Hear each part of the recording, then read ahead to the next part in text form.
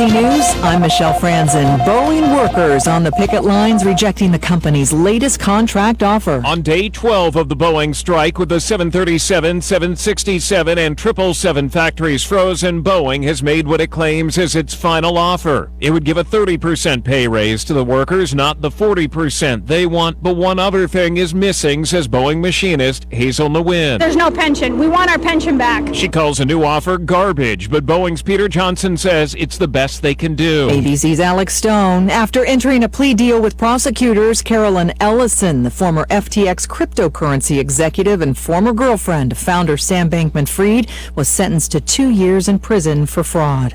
Election day now 6 weeks out. Former President Trump in Georgia today. Vice President Kamala Harris will visit the southern border later this week. And evacuations already underway in western Florida as Tropical Storm Helene picks up strength. This is ABC News. Offer not valid in all states or where prohibited by law. Loans are subject to lender approval. See website for details. Meet Brian. He just got $5,000, and it was pretty easy. I'll tell you how in 10 seconds. Brian needed cash help. After being rejected by banks, he tried 27cash.com. Told them how much he needed, even let them know he had bad credit. In minutes, 27cash.com found a lender who deposited $5,000 into his bank account the very next day. If you need cash help, even if you have bad credit, go to 27cash.com. 27cash.com. Offer not valid in all states or where prohibited by law. Loans are subject to lender approval. See website for details. Honey, the credit card bill came, and we're maxed out. Maxed out cards, rent is due, we need cash help. We should go to 57cash.com. With our bad credit? 57cash.com helps all credit types. They partner with over 100 lenders to help even people with bad credit get approved for up to $10,000. And cash can hit our bank account as soon as tomorrow. Wow. When you need cash help, go to 57cash.com. 57cash.com. WNSR, Nashville Sports Radio. Hello, I'm Greg Figueroa. And I'm David Figueroa. Over 30 years ago, my brother Greg and I set out on a mission to offer the world a better hot sauce. That's right, David. We made Melinda's thicker, hotter, and better than ordinary hot sauces. And now we have 32 exciting and delicious sauces that hot sauce fans are obsessed with, like our ghost pepper sauce, our Thai sweet chili, and our best-selling black truffle hot sauce. Melinda's also has 5 spicy ketchups made with real sugar and no added junk like high fructose corn syrup. People ask David and I, what makes Melinda so good? That's easy. We think like chefs do. Instead of burning someone with hot peppers and vinegar, we use fresh plant-based ingredients and the finest chili peppers perfectly blended to set your mouth on flavor. Go to melindas.com to find our line of craft condiments at Walmart and other fine retailers. And right now, get 20% off our award-winning sauces with code SPORTS at melindas.com. That's melindas.com. melindas.com. Here we go! From the Nashville Sports Radio Media Complex, this is the George Plaster Show. Call George now at 615-844-5600 and online at WNSR.com. And now, George Plaster. Featuring Tennessee Sports Hall of Famer Watson Brown, Tennessee Sports Hall of Famer Kelly Holcomb, along with Gun Billy Derry.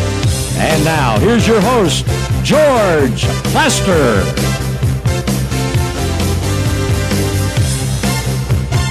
Hello again, everybody. Welcome in. You know, for the last 60 days, it's like I could have had it memorized and said, on a beautiful Tuesday in our Music City. However, man, about an hour ago, a big old storm blew in, and at the moment, at least where I am, no power. Oh, no. Let us hope that we have power by, say, 6:20 tonight. For a certain game? Maybe.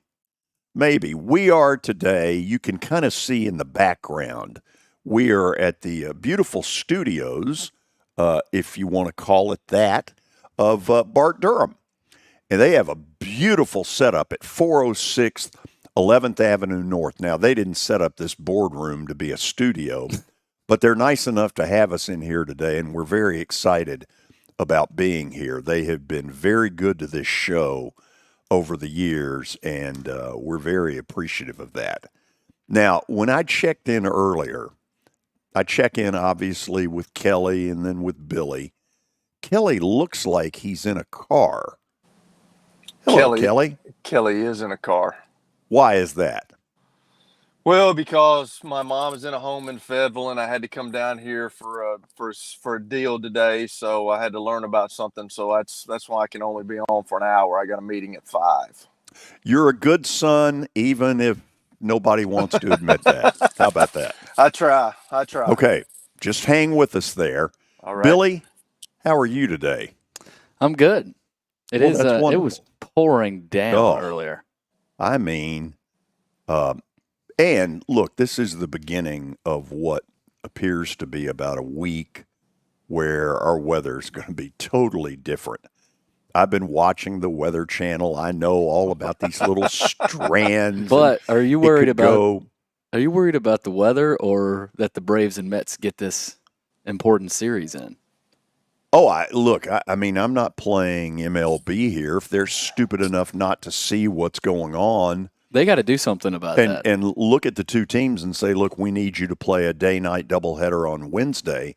If they're that dumb, then screw them.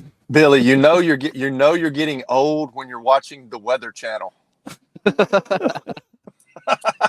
So they've got this guy out on the beach, and the weather looks beautiful out there. Is it Jim Cantore? He's been doing that for like 30 years. No, it's not Cantore. I know who Cantore is. He and I are on a first-name basis. Oh, nice. Yeah. But Paul Goodloe. Is it Paul Goodloe? You know, you might be right about now. Wait a minute. Why do you know these people? Because I've been over there. That's what you do when you're getting elderly. What do you mean you've been over there? You mean you flipped the channel to I flipped the channel and been over there, yes. I got you. Kelly's a big weather guy. This is 2 minutes of our lives we're never going to get back.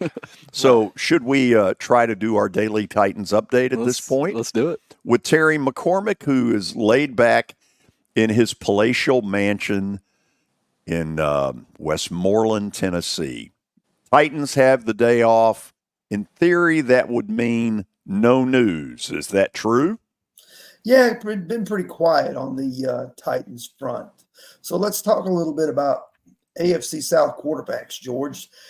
Judging from last night, it appears that Will Levis is not the only quarterback in the AFC South that is really struggling right now. In fact, 3 of the 4 are pretty much really having their issues, shall we say.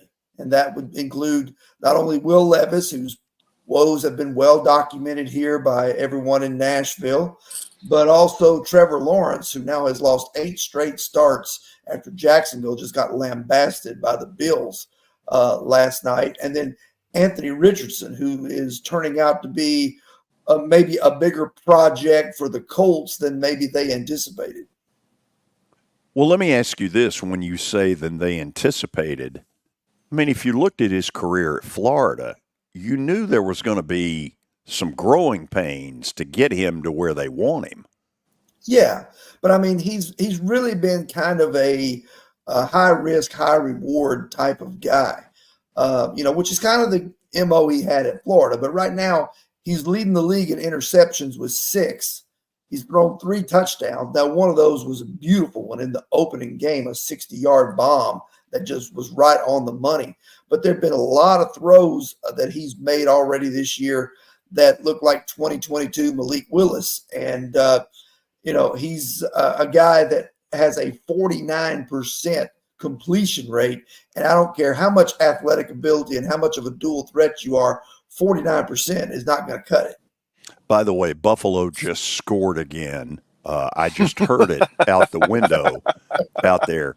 Kelly, help me. What is going on in Jacksonville? I saw no fight in them last night at all.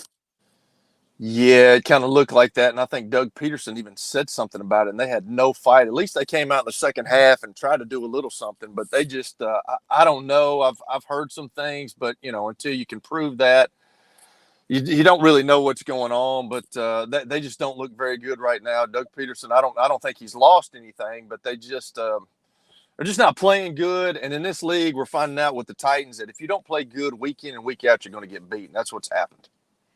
So, Terry, no news today, but obviously more's coming in the days to come. How much does their schedule change because it's a Monday night game in Miami? Well, it does change some. For the media availability, it actually is not changing very much at all. We're still going to have them Wednesday, Thursday, and Friday. Now, they will have a practice on Saturday, but there will be no media availability for that. So it's going to be interesting to see exactly how they construct these practices because, like you said, they have the extra day, they have the extra time, but they also have some problems that have to get worked out and fixed. Specifically the right tackle position. So it'll be interesting to see if they go back to the drawing board there, if they stick with Nicholas Petit-Ferrer, maybe try to get him some more help with tight ends or running backs chipping or anything like that, or if they open this thing up with Jalen Duncan or John Ojukwu. And to be quite honest with you, I don't think the answer at right tackle is on this roster right now. No, I think a lot of us who have seen the last week or two agree with you. We'll run on that. We'll get back in there tomorrow. Terry, you root on the Braves tonight. This is an important game. Okay, I'll be rooting on my own team tonight. Your team has nothing to worry about. I know, but we're gearing up for the postseason. Can you say the same? Not yet, no. But here's the thing. Okay, our last world championship was in 2009. That's embarrassing. I mean, you all run around talking about how great you are and you're the greatest of all time. And hey, 2009. We have 27. Your team has 4 or 5. We're just trying to let you catch up a little bit. That'll never happen, Terry. Yeah, nice attitude. Terry, see you tomorrow. All right. Billy, do you have an update with any meat on the bone? There's got some meat on the bone today. Yeah, I've heard that before. Have you? Yes, I have. Hasn't always played out that way. Are you confident in today's update? Oh, absolutely not. Neither is Kelly. Well, Lori Burnett Leland is. That's why she sponsors this update, because she's so proud of it. Her website is mortgageladyyusa.com, or give her a call, 615-969-4350. I'm sure she takes great pride in your work. Have you actually asked her that, Billy? Have you ever? Yeah, after every update on the show, she texts me and says, "Great update." They probably have never even spoken. No. Anyway, as we're laughing, let's get serious. Oh, okay. Let's put our game face on. So Brett Favre has revealed that he has Parkinson's disease. Yeah, saw that. He appeared before a House Ways and Means Committee hearing on welfare reform. He spoke about Prevacus, a company making a concussion drug that received $2 million of funds. Favre was the top investor in this. Prevacus, I don't know how to pronounce that, but he admitted that he was recently diagnosed with Parkinson's. So prayers up to him and his family. Yeah, that kind of sucks, man. I did a game of his in college, and it was so long ago it ended in a 21-21 tie. Oh my God! I'm serious. That's the truth. Southern. So you did a game of his at Southern Miss. Well, it was at the Liberty Bowl. What I remember was thinking, because nobody knew much about him at that point, and I remember thinking, man, this guy's got a cannon. He was pretty good. He did. Yeah, he did.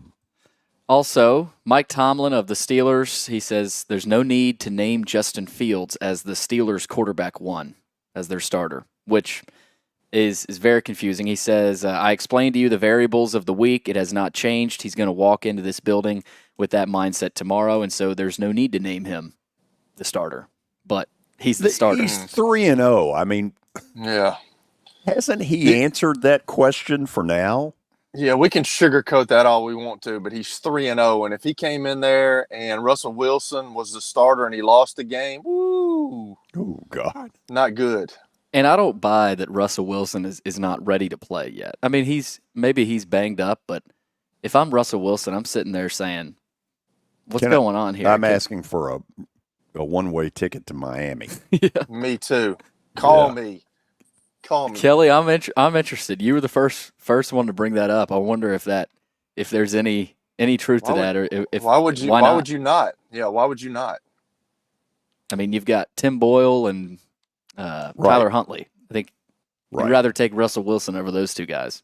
Well, yeah. Are y'all keeping up with all this Pac-12 stuff? Apparently, Yes. the Pac-12. Yes, in fact, we have a segment today on that Yes, very we do. topic. So you're going to steal the it, poaching penalty, and put it in the update to try to beef up the update. So Lori will be proud of you. George, that's a reprimandable offense right there, and you need is. to dock him some pay for doing that. Wow. Steno. Anyway, I'll just mention this, and then we'll dive deeper into it. Yes, let's do. The Pac-12 filed a lawsuit in federal court today challenging the legality of a poaching penalty included in a football scheduling agreement it signed with the Mountain West. So it's getting messy, and It is getting a little messy. We will get into that. Back to the NFL, though. Jerry Jones. By the way, prayers for the Mountain West. Yeah. Or maybe prayers for the Pac-12, too. Yeah. Cowboys owner Jerry Jones came out and said that fans' frustrations with the team's 1-2 start is very fair after a Dallas news station conducted a poll where 78% of the voters said the blame falls on Jerry Jones. He says, it's well known that most decisions are made there. I either have to acquiesce or approve it. That's very fair. How could you think otherwise? But there wasn't any point where he took any blame for anything. But, I mean, well, I guess he did, actually. You can think about him taking the blame finally. It's been about 30 years since they had all that success, and I think it's driving him crazy. It is, absolutely, because he came in and they won 3 out of 4 Super Bowls with Jimmy Johnson and Barry Switzer, and he thought this was going to be easy, and he found out that it's not that easy. No. You think if he had it to do all over again, he would have left Jimmy Johnson alone and let him just stay there and win as many as we can? You get drunk at this bar, I'll get drunk at that bar. Correct. Back to the Jags situation, Doug Peterson, he was non-committal on Trevor Lawrence, but he does promise changes. I would hope there are changes after an 0-3 start. Who's their backup? You know, I was wondering who their backup was watching him last night. I mean, I'm just hard-pressed to believe that Trevor Lawrence has just lost it. Mac Jones. Oh. Wow. Okay. Yeah, he played a little bit last night, but if something does feel off about Trevor Lawrence, though. Something feels off about the Jags. Now, let me say this. He doesn't play defense. Yeah. Buffalo, first 4 possessions. Touchdown, touchdown, touchdown, touchdown. 5 possessions, Hoss. Was it 5? Touchdown. Then let's Yes. add one. Thank you. I'll say this. Buffalo looks legit. They got rid of Diggs. They looked really good. I mean, they got Keon Coleman, and they've got Joe Brady. What does that, Billy, what does that tell you when you get rid of Diggs? What does that tell you? It tells you that he was a cancer. I'm not saying that. I'm just saying that he was probably, when you're yelling at the quarterback on the sideline, probably don't bode well. And when they get off they look really good. I mean, my God, they look. I mean, Josh Allen looks incredible. So, I mean, he's always been that way, but he makes some poor decisions sometimes. But for 3 games, he has not, and he's looked tremendous, unbelievable. What it looked like was if you ever see teams warm up before a game and they hand off to somebody, and of course there's no defense, and they just run into the end zone. That's what it looked like last night. Yeah, there wasn't anybody out there. Ray Davis against Air had a touch the last touchdown there late. Yeah, that's what I got. Okay, after the break, Tony Basilio will join us from Knoxville, Tennessee. We'll talk about the Vols' big win at Oklahoma, and we'll also ask the question. I've heard nothing that suggests that Bob Stoops and Heupel maybe met. Nothing like that has come out. We'll find out if maybe there's more there than we know as you listen to the George Plaster Show on 95.9 FM. It was the most horrible experience that any mother could ever go through. I knew that I needed to get help. My friend, she immediately said, you need to call Bart Durham. And you guys were there within an hour. You guys are like family for us. Yeah, sure is nice to connect with the people that you're doing your best to help. Year number 2 of the Plaster and Friends Celebrity Bowling Night was awesome. And the reason is really simple. I chose Strike and Spare, and they were amazing. They have great food, great bowling, and a staff that is truly ready to go the extra mile to help you. They have 5 family fun centers in the area to choose from, and for more info, go to strikeandspare.com or call them at 615-824-5688. Venture Express has been helping people in this area for more than 40 years. They're headquartered in Murfreesboro with over 30 years of dedicated fleets involving production, manufacturing, and corrugated experiences. They're an asset-based company with over 700 tractors, 4,000 trailers, and 800 drivers. If you need their help, dial them up 615-793-9500 or log on to ventureexpress.com. As the trusted premier custom home builder in Middle Tennessee, Donnelly Timmons has over 20 years of experience in the industry. Whether you're looking to build your dream home or renovate your current home, their team will ensure that every client and every remodel is unique, luxurious, and completed on time within budget. Founders Dustin Timmons and Joey Donnelly have over 25 years of construction experience in the Nashville area. Together, they have completed projects in Forest Hills, Oak Hill, Green Hills, Franklin, and Brentwood. Dustin and Joey believe that communication is the most important aspect of all construction projects. Therefore, they personally manage each project themselves and are involved in job site activities on a daily basis. Their commitment to quality and integrity has earned them an outstanding reputation among their clients. Contact them to set an appointment for a free consultation or to view some of their completed projects. Give them a call at 615-456-7983 or log on to DonnellyTimmons.com. On a daily basis. Their commitment to quality and integrity has earned them an outstanding reputation among their clients. Contact them to set an appointment for a free consultation or to view some of their completed projects. Give them a call at 615-456-7983 or log on to DonnellyTimmons.com.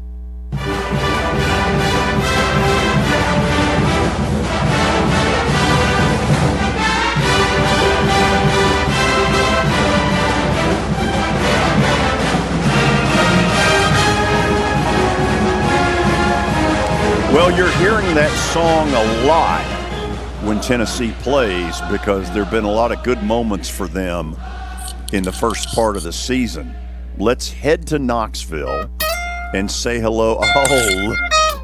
Oh, Georgie, how we doing? No, let's hear the rest. Let's hear the rest of it. I was picking along, man. So you can you do the song? Oh, I was doing the song, yeah, but now I'm not. Now I'm not. I'm just. We need to hear it. Me. I'm just here being we need to hear your. We need to hear your talent, Hoss. Let's hear it. I agree. We're all gonna get together one of these days, Kelly. I'm gonna have you and George like Morgan Wallen had those guys backstage here today. And we're gonna get the hype going. Well, we're together right now. We want to hear it. No. Oh wow. So. Okay, wow. A couple of dumb questions before we get to the real meat of it all. Yeah. Anybody in the traveling party see anything that suggested that Stoops and Heupel privately met? No, I don't have any information to that of anything like that at all, George. Heupel made that as much of a business trip as possible. And his kids, when they gave him the game ball afterwards, his kids understood sort of what that was about. But everybody I talked to during the week said it was remarkable how poised he was in terms of how he kept the focus on what it should have been on, which was the game itself. Yeah. What was the show like afterwards? Oh, it was so fun, George. So fun. Now, it was weird because some people were not happy because they didn't like the fact that some people thought Tennessee stepped off the gas. which I didn't understand because the only way they had to play the game was the way they played the game. You have an opponent in front of you that can't score. Why would you take chances? Why would you ever risk anything if you have an opponent in front of you that cannot get a first down against your defense? You know, it's amazing, Tony, when you sit here and you see what used to be superpowers like Oklahoma, Auburn, kind of Florida, reduced to sort of football rubble because they don't have a quarterback. Florida State. Florida State's a great example. I mean, 1 year later.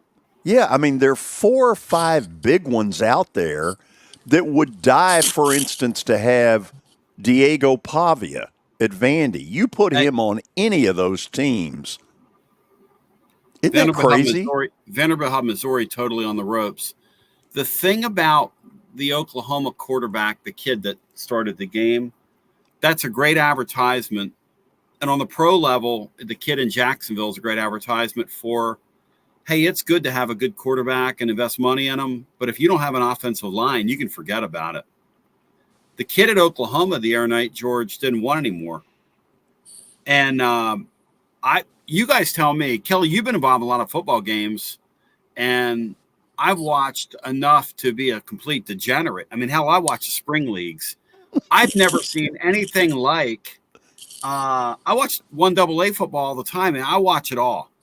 I've never seen a team turn a ball over like the Vols did twice, and the other team turn it right back over to them on the subsequent play.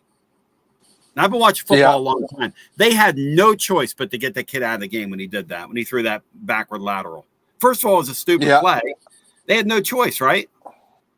I've never seen that before in my life. I'm like you. I've never seen it. But he just, like, he's in it. Like, I don't know. I was talking to my son the other day. You guys got a quarterback. The good teams have quarterbacks. It's amazing when I grew up watching the SEC, like it was all about running backs. It was all about controlling the ball. And now if you don't have a quarterback, you can't win games. The NFL's money has come down with the NIL and stuff like that. But also, like, it's a quarterback-driven league in the NFL. Now it's a quarterback-driven league in college. If you don't have one, you're behind the 8 ball. And if you have one, you have a pulse. Look at Vanderbilt. Vanderbilt's going to be a dangerous team to a lot of people, and they have a credible football team around them. They're not great, but they're good enough.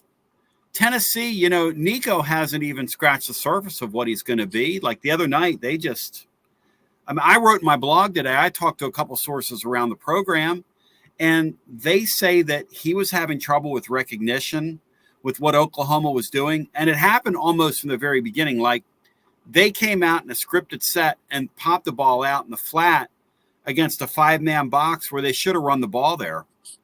And he didn't count.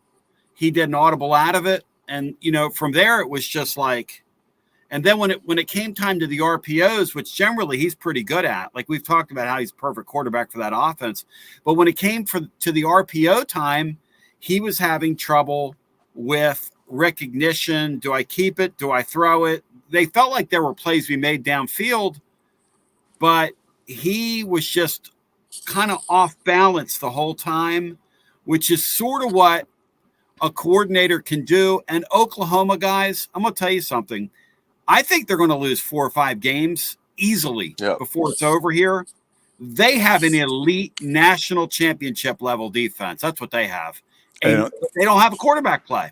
They don't scare anybody on the other end. Nobody. So tell me this. Tennessee's got an open date, and it's easy to say, well, they're just going to kick back and relax, which is part of that. From a coaching staff standpoint, what things do you think they're trying to achieve before they go to Arkansas? Their offensive line has to get healthy again, and they've got to clean up their running game. They weren't happy with their entire offensive line the other day against the run. They were surprised. Look, Oklahoma did the Georgia thing to them, which is they only played 5 in the box, and at most 6. They would shade a 6th, but for the most part 5. And Tennessee had trouble running against the 5, which is what Georgia does to you. I mean, that's what conventionally, that's why Georgia has been able, the only team really in the SEC that's been able to basically swat Tennessee away like a bug when they've gotten on the field with them in the Heupel era. Oklahoma defensively the other night, the way I look at that game, personally, I think it's really good that Oklahoma had a quarterback that turned it over twice in a row, because if they'd have cashed that in and scored 10 points there, that would have been a really interesting game with the way Tennessee was struggling with them on the other side of the ball. That could have been a game way into the fourth quarter. So Tennessee's got to tighten up the running game, and they've got to get Nico more comfortable. And they have to figure out a way to get him more comfortable. The other thing they've got to do, George, is they've got to start identifying deep threats and using those guys, which I think they will against Arkansas. I think Arkansas will score points on Tennessee because I think it's the way they play, but they're going to give up a lot of passing yards to Nico as well. So, the schedule's going to lighten up here for a couple of games until Alabama comes to town. They'll have Arkansas and then Florida, which I can't believe I'm saying lighten up, but a look ahead line for that Florida game, George, is like around 20 points. And in a related note, Mississippi State's a 38-point dog at Texas. God. I mean, crazy. Go ahead. Here's the thought, Tony. Oklahoma's really good defensively. You and I totally agree there. Mm-hmm. What if they still had the kid that took off to Oregon, Dylan Gabriel? Yeah, that's right. And what people there's a are reason forgetting why, there. There's probably a reason. There's probably a reason why he left. And it's Jeff Lebby. When Jeff Lebby left, Gabriel probably said, "I'm out of here." Well, plus, from an Oklahoma standpoint, they had a redshirt freshman, and in this day and age, who was ranked right there with Nico, in this day and age, and Kelly, you know this about with your son playing that sport and having played that position. When you get one of the guys that's like way up here, whether they're way up here or not, if they're ranked way up there, it's the same thing in the fans' mind. And from Oklahoma's perspective, I think it was time to start the clock with that kid and let him play, whether he was ready or not. Obviously, with the offensive line they have, big mistake with the offensive line they have, because now the question becomes, where does that kid end up in the SEC next year, or does he end up at a place like Florida State? Because that kid's going to end up somewhere. He will not be Oklahoma's quarterback. Once they pulled him off the field, that was it for him. So I got one more. Are you talking about Jackson Arnold? Yes, Tony? Jackson Arnold will be somewhere next year. Yeah. Gotcha. Okay, I got one more, and then I'll turn it to Kelly. Sure. Is this a true statement?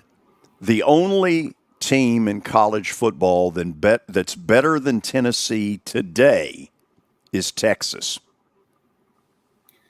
I don't know. I think the Vols are really, really, really good. I think they're in the class of a Texas, of a Georgia, of an Ohio State, of an Alabama. I think the top five, as it's currently constituted, I think any of those teams could win it. I think it's going to be interesting to see Ole Miss and Oklahoma on the same field in a couple of weeks, because I have a feeling that Ole Miss is going to score more points than Tennessee did. I do not believe in the Miamis of the world, the Oregons of the world, the Penn States of the world, the Utahs of the world. I think Tennessee's right pushing on that upper tier. Are they the best? No, I mean, look, here's the truth. So far, the Vols, the schedule looked a lot tougher on paper than it's been. I mean, that's just but they've done really well, and they've broken the spirit of two teams now that they've played. They broke the spirit of that quarterback from NC State with all those rotating defensive linemen and the way they hit him, and he was gone the next game. I mean, he hadn't played. And the other night, the Arnold guy literally didn't want anymore. I mean, I don't know if I've ever seen anything like that. At the end of the first half, that kid was unplugged and he was done. So mentally toast. Really talented. This team is really hitting hard too, guys. That's the other thing. On defense here tonight, those first 3 or 4 plays We saw Oklahoma guys, going to the sidelines and holding this and holding that. And I'm going, hey, this kid Tennessee got from MTSU launched on that ball carrier, that first play of the game, and smashed him right in front of their bench. I'm going, whoa. By the way, look-ahead line, Tennessee and Florida is 17. And a look-ahead line, which is what you're talking about with the top teams, Tennessee at Georgia, the look-ahead line in that game is 9.5. And the other spread, Tennessee and Alabama in Neyland Stadium in about a month, is a straight pick 'em right now on the look-ahead, George. Ooh. Kelly, a lot of Wow. Yeah, I know, man. Well, as usual, George takes my questions, but I do want to ask this.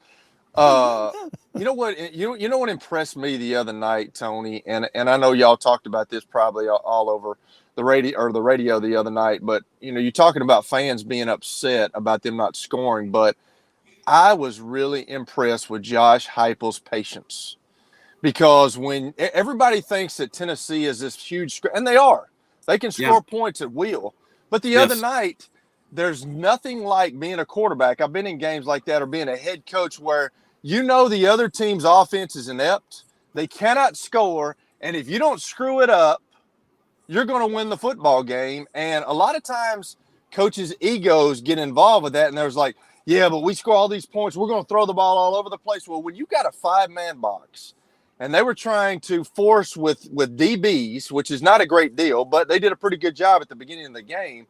But I was just impressed with the patience. He stayed with the run, and you can't find a lot of coaches, especially his age, to be disciplined like that. Didn't make it about him at all. No. Because if he was going to make that about him, he would have said, I'm going to show Bob Stoops, who's sitting up in that box, and we're going to put 60 on him tonight. That's right. And the backstory on that was Tennessee had an offensive tackle who, Lance Hurd, who they paid a lot of money to from LSU, who they thought was going to be on the trip and decided he couldn't go at the last minute, whatever, and he didn't make the trip. And then they get down there, and John Campbell, the other tackle, he comes up kind of gimpy pretty early in that game, which now you've got two positions destabilized. And if you did that to any team in this league, any team, Georgia, Alabama, anybody, and you put them on the road against a defense like that, you'd be holding on for dear life offensively, which is what Tennessee was. And then you throw in the fact that you've got a redshirt freshman quarterback, talented as he may be, and he's extremely talented, who you got a guy across the way from him who's really, really good at disguising what he does. And that was a mixture that said, let's run this ball, let's shorten this game, and let's get out of here with a win, which is exactly what Tennessee did. When they went up 19-3, that game was over. And I was listening to an interview the other day, too, and we all know that Josh Heupel's getting it. All these kids want to come play for him. He knows they got a high-powered offense. They throw the ball around. They can run it, too. I mean, they're really balanced. People don't understand that, but they're pretty balanced. But if you look at what they're doing offensively, and then he comes on the radio and he goes, hey, this is the University of Reggie White, of Eric Berry, of Al Wilson. We want to be an elite defense as well. And then you look over there on that side of the ball, and their defensive line, good gracious, man, they've got waves and waves and waves that they can keep them healthy. They can keep them rested. They can just bring them in. And those guys were getting after it the other night. So I'm more impressed with the defense than I am the offense right now. And I think that's right. I think the defense is ahead of the offense, which I don't know. Did I think I would say that right now? Not really. Yeah. But Tennessee hasn't been able to have against the teams that could play, to have the wide receivers running wide open like they were in the kind of the early Heupel years. It's a little different now. Because teams are choosing to take that away from them and live with you running the ball. So Tennessee stays in 12 personnel with the 2 tight ends. And they just, broke the will of that team the other night. And then on defense, hit them so hard. I mean, I can't believe how hard and how physical Tennessee was with that team the other night. And Oklahoma people are extremely knowledgeable. So I had fans reporting back to me that, after the game, Oklahoma fans were like, we haven't seen somebody come into our building and put a whipping like that on us in a long, like pre-Bob Stoops days here, like the John Blake era is, the last time they saw somebody just come in there and physically beat on them like that. It's been a while. I mean, those people aren't used to seeing that. So interesting times, guys. Very interesting. So what do you think about, you guys lost some pretty good running backs last year. And now you got the Dylan Sampson kid and you got the Bishop kid.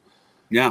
I mean, they are really they're, I thought since they lost so many guys last year, they would kind of be hurting in that area. But you look at Dylan Sampson, man, he's really good. And the Bishop kid's really good as well. So it doesn't look like they've missed a beat.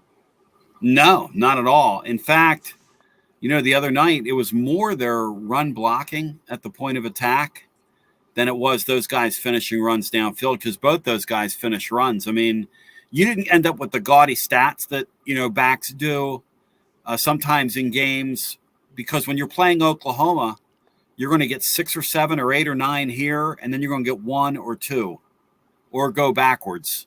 I mean, that Oklahoma bunch is not to be trifled with. Up front, their front 7. And as I told you guys last week, the thing that was impressive for me as I studied them is they have a great player at every level. They've got a great defensive lineman, a great linebacker, and a guy in their secondary, that safety, who's unreal. So, that's the recipe for take your medicine. Don't put your freshman quarterback, like you were saying, in spots where he's going to turn the ball over, and get the heck out of there. What do you think about I think I asked you this last week, but I'm going to ask you again. After 4 weeks of the season, what do you think about the SEC as a whole right now? I think it's really interesting. I think there are several teams that have, like, if you throw that graphic up again, George, I think there's 6 teams alive for that playoff berth. Texas, Tennessee is alive. Alabama's alive. I think Missouri can feel like they're alive. I think LSU, if they could get their act together, could be alive. I mean, there are several teams at the top of this thing. Ole Miss is alive. Yep. That's 6 or 7 teams right there that still think they've got a lot to play for. And a bunch of those teams are going to play each other down the stretch here in the coming weeks, which is about to make this thing really interesting, because we might end up with a few 10-2 teams, several 10-2 teams. Who knows? And if that happens, then we're going to see some chaos here. I just did this, and in fact, Billy, we may be changing a couple of things here in a minute because I've re-looked at it. I know you're excited about that. I would claim, Tony, if the committee had to make the decisions today, there are 6 SEC teams that get in: Texas, Georgia, Bama, Missouri, Tennessee, and Ole Miss. Now, a lot could change because a lot of them play each other. Yeah, because they're going to play each other. And you look at it, Tennessee's got a very generous schedule this year. But if you go 10-2, that could play against you. Because, well, it just could. Then again, I got to see this committee keep a 10-2 Tennessee football team out of a playoff, because I don't believe they will. They'll storm the Bastille. Okay. There is actually a person or two out there that has never heard all the fun you generate. Right. How do they hear you? Man, we live in another world. And we call it tclub.team. Yes. And I'm on the air every day and enough to know better. Like today, for instance, right, George, we went till about 3:15 Eastern the other night. I didn't get to bed till 5. I look like, I look that way. And today I went into the show saying, okay, I'm on the radio for 2 hours. I'm only going to do a 10-minute overtime. So my wife, Laura's away. She was playing golf today somewhere across town. And I said, I'm going to be very disciplined. George, I was on for like an hour and 15 minutes after my show went off. Like, what am I doing? But I'm I love this stuff. This college football is so fun. The game is so fun. This playoff thing adds another dimension to it. I think it's really interesting, George. And I'll tell you something else. Last week, watching Tennessee and Oklahoma play, which wouldn't have happened if it weren't consolidation, and watching Michigan and USC play in 2 consecutive windows last week, that's a pretty good sport. It's pretty good. We still have too many blowouts in this game. And I don't know why SEC teams are still playing these non-league games this week. Like, what are we doing? But that's another story for another day, I guess. God bless you, El Monroe. Thank you. tclub.team. Yeah. Tony, it sounds like you've become a fan of Coach Banks. Thumbs up. Hey, you were beating the drum for him last spring. Oh, yeah, thumbs up. No, I wasn't. I just told you what I heard. See you next week. See you guys. Thanks. See ya. Oh, he is a trip. I love him. Absolutely love having Tony Basilio on. He is, and he loves his work, and I admire that. He and I talk about that from time to time, but we won't bore you with that. We'll go to the break and figure it out when we come back. As you might be able to tell, my buddy Stan Harrison, he's an Alabama Crimson Tide fan, but he's actually here to talk about Apple Collision Centers.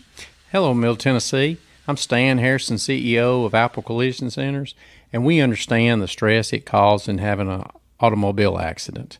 We can help you ease the stress of the auto body repair process at our 3 locations. We're conveniently located in Old Hickory, Hendersonville, and Gallatin. We've got rental cars available, we have PDR technicians available, and we have windshield technicians available. Please stop by one of our places and see us if you need our services. And by the way, when you come in his office, this just in, he's a sports fan. You were in a crash. Yeah. Your kids were in the car with you. We're very lucky to even be telling this story to you. Nikki treated us like family, and she was very caring and loving, and I'm just so grateful for that. She was somebody I could trust, and being a veteran, that's so important to me. My kids are going to have a better life now because I don't have to worry about those expenses that we were out. Your family has really created a legacy of trust, and I would recommend you to anyone. Nashville Sounds Baseball is back in Hit City for the 2024 season.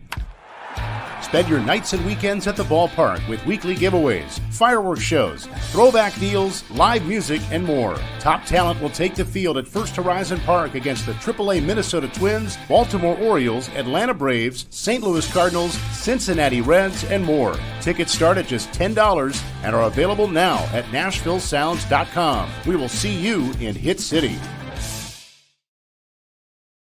Over the years, more men have started to seek help for hormone deficiencies and imbalances, and Dr. Jeffrey Lodge and wife Daphne, along with their experienced staff, give men the treatment required to improve their quality of life, improve your immune system, energy level, cognitive function, and more. There's no better time to achieve a healthy lifestyle. What are you waiting for? Give Cool Springs MD a call today for an appointment at 615-486-3458 or visit the website coolspringsmd.com. If you are paying too much for your health insurance, you need to contact Pancoast Benefits. Pancoast works with businesses and individuals to tackle the high cost of health insurance. Whether you are a business owner, large or small, self-employed, between jobs, or over the age of 65 and in need of a Medicare plan, Pancoast can help. They make understanding your benefits less difficult and more personal. Check them out today at pancoastbenefits.com or call 615-292-3400.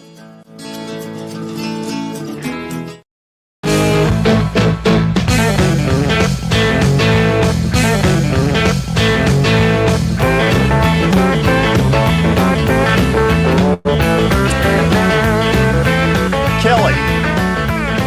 Yes. Do you feel the same way he does, that even though we all question, why is USC in the Big Ten or why is SMU in the ACC, that for football viewing purposes, man, it has created some matchups, like he said last week, that are incredible. I agree. You just want it to be competitive, just like the Michigan-USC game was the other day. It was competitive. Now, I'm going to be honest with you. The Oklahoma-Tennessee game, I got bored with that. I really did. That was awful. It really was awful. When you got to look at what those guys on the defensive side of the ball thinks about with those guys. They just feel like, man, what are we going to be able to do? Because I think Tony's right. I think they're going to lose 4 or 5 games this year. I really do, because their offense is really bad. Now, the freshman kid that came in and played quarterback, I think he's a better answer than Jackson Arnold. And that's probably who they're going to play. But I was so bored with that game. But then you talk about USC-Michigan. That was must-watch TV, because that came right down to the end, and Michigan does what Michigan does. They ran the ball down their throat, and they ended up winning the football game. So there's going to be some matchups. And I don't think once you get finished with all this and nobody likes it and all this, but if you have good games, I think that's what people want. They want competitive football where 2 teams are getting after it. And I think that's what everybody wants to see. And I think that's what TV packages are about.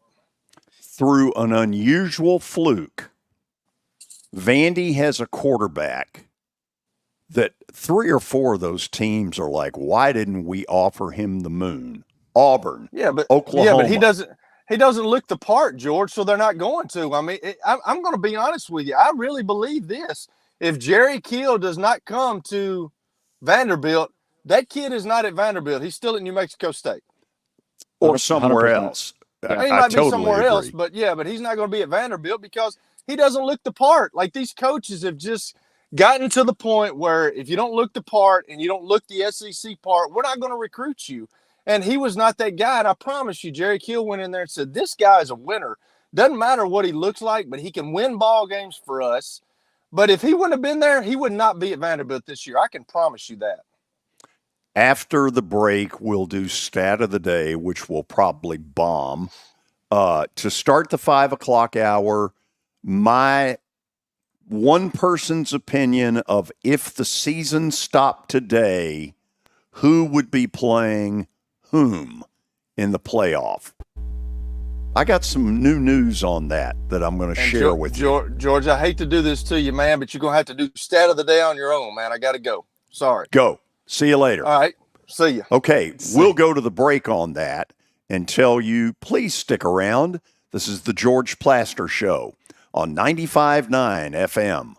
Wrecks out here the last 15-20 minutes. We're also seeing heavy traffic develop right on schedule, actually north of town on 65 up through Madison as you pass OHB, trying to get on that ramp there to Vietnam Vets. All that traffic headed out towards Sumner County as you work your way I-40 out through the Mount Juliet area in pretty good shape. 24, watch for a little bit of radar out there in Murfreesboro, Rutherford County, especially 24 around 840. Princess Hot Chicken has new items. Check them out right now, princesshotchicken.com. I'm Commander Chuck with your on-time traffic. Some days I cover up because of my moderate to severe plaque psoriasis. Now I'm hitting the road with clearer skin thanks to Skyrizi, Risankizumab Riza, a prescription-only 150 milligram injection for adults who are candidates for systemic or phototherapy. With Skyrizi, 3 out of 4 people achieved 90% clearer skin at 4 months. And Skyrizi is just 4 doses a year after 2 starter doses.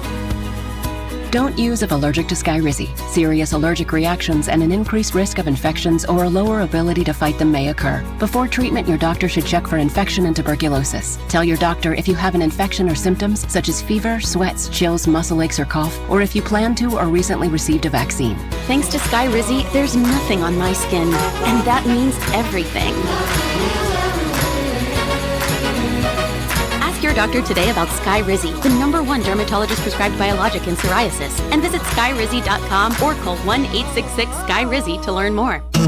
If you are paying too much for your health insurance, you need to contact Pancoast Benefits. Pancoast works with businesses and individuals to tackle the high cost of health insurance. Whether you are a business owner, large or small, self-employed, between jobs, or over the age of 65 and in need of a Medicare plan, Pancoast can help. They make understanding your benefits less difficult and more personal. Check them out today at pancoastbenefits.com or call 615-292-3400. Progressive presents good news, bad news, dumb news, then great news. Good news. While leaning over the fence, your neighbor said you could save money bundling home and auto insurance with Progressive. Bad news. Your neighbor leaned over a little too much and broke your fence. Dumb news. Somehow fence wood is more expensive than wood. Great news. You decide to see if you could save money bundling at Progressive.com and to plant really tall shrubs. Progressive Casualty Insurance Company affiliates and other insurers not available in all states. It's a Bill King Show. We created a rule decades ago on the show. Weddings, things of that nature, during the playing portion, do not get consideration. No. Don't do that. Weddings are meant for the spring. They do not get consideration during the playing portion of the season. That's just the way we work it around here. That's the way we play it around here. Weekday mornings beginning at 6 on Sports Radio 560 on 95.9 FM.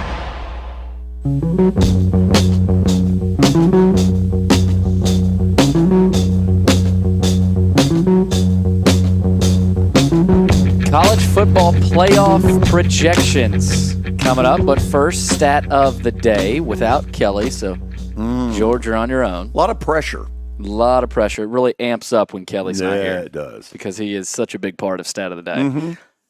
Anyway, it's brought to you by Adam Whitehead Plumbing, licensed and insured plumber. Find him in Bellevue, 8076 Sawyer Brown Road in Nashville, 37221. Give him a call, 615-485-1534.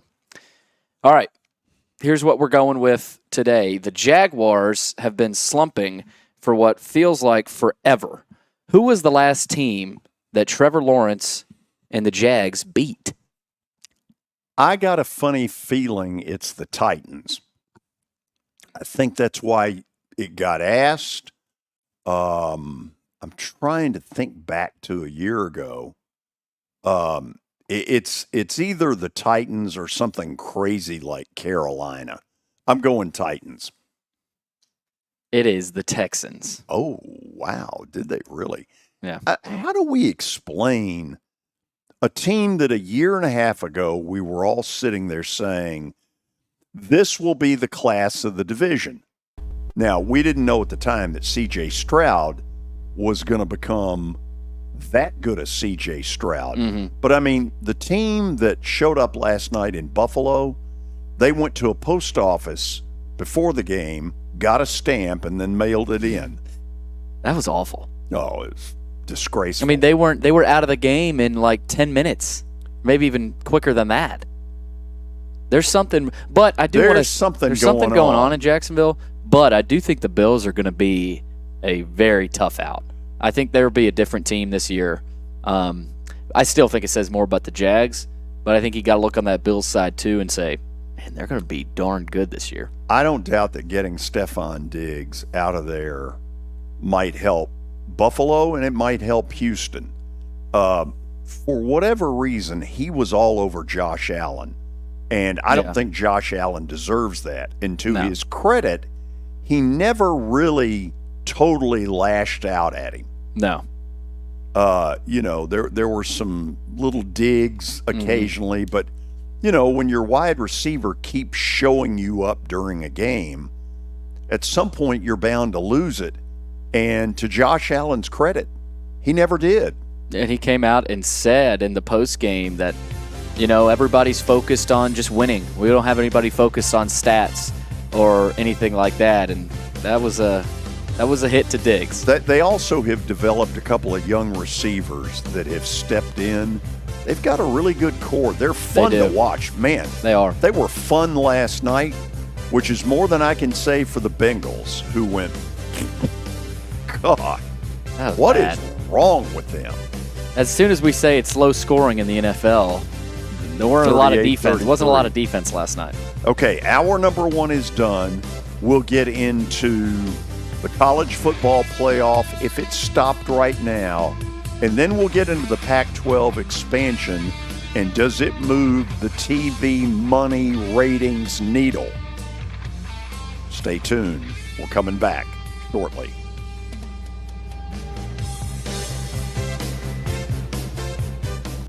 On air and online, Sports Radio WNSR, Brentwood, Nashville. ABC News, I'm Michelle Franzen. Election Day now just 6 weeks away. With the economy one of the top issues for voters, lawmakers are working to avert a government shutdown at the end of this month. House lawmakers set to vote tomorrow on a measure to avert that government shutdown, even though former President Trump voiced support for a shutdown. Democratic Senate Leader Chuck Schumer says a shutdown would hurt Americans. Thankfully, we're on track to avoid all this mess. Once it's sent over, the Senate stands ready to get to work to get this bill done quickly. President Biden delivered his last presidential address at the UN General Assembly, urging world leaders to help end wars in Ukraine and in Gaza, along with avoiding a wider conflict in the Middle East. Hundreds are dead in Lebanon following this week's Israeli airstrikes, now targeting Hezbollah. The IDF says it killed a top commander.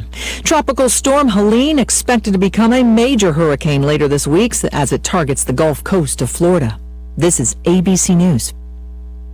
In all states or where prohibited by law, loans are subject to lender approval. See website for details. Meet Brian. He just got $5,000, and it was pretty easy. I'll tell you how in 10 seconds. Brian needed cash help. After being rejected by banks, he tried 27cash.com. Told them how much he needed, even let them know he had bad credit. In minutes, 27cash.com found a lender who deposited $5,000 into his bank account the very next day. If you need cash help, even if you have bad credit, go to 27cash.com. 27cash.com. Offer not valid in all states or where prohibited by law. Loans are subject to lender approval. See website for details. Honey, the credit card bill came, and we're maxed out. Maxed out cards? When is due? We need cash help. We should go to 57cash.com. With our bad credit? 57cash.com helps all credit types. They partner with over 100 lenders to help even people with bad credit get approved for up to $10,000. And cash can hit our bank account as soon as tomorrow. Wow! When you need cash help, go to 57cash.com. 57cash.com. Have you ever met a single person in your life that enjoys paying taxes? No, no one does. If you can't sleep at night because you have a huge problem with the IRS, I've got some free advice for you. This service is strictly limited to individuals that owe the IRS $10,000 or more in back taxes. And if you qualify, we can guarantee that you won't be writing a big fat check to the IRS, or our services cost you nothing. The first 100 people that call today will get a free tax consultation worth $500. Stop worrying about your IRS problem. We can help you, we promise. Call the tax doctor right now. I mean right now to learn more. 800-649-0142. 800-649-0142. 800-649-0142. That's 800-649-0142. WNSR, Nashville Sports Radio. Here we go! From the Nashville Sports Radio Media Complex. Welcome back to the George Plaster Show. Call George now at 615-844-5600 and online at WNSR.com. And now, George Plaster. Featuring Tennessee Sports Hall of Famer Watson Brown, Tennessee Sports Hall of Famer Kelly Holcomb, along with Gun Billy Derry. And now, here's your host, George Plaster.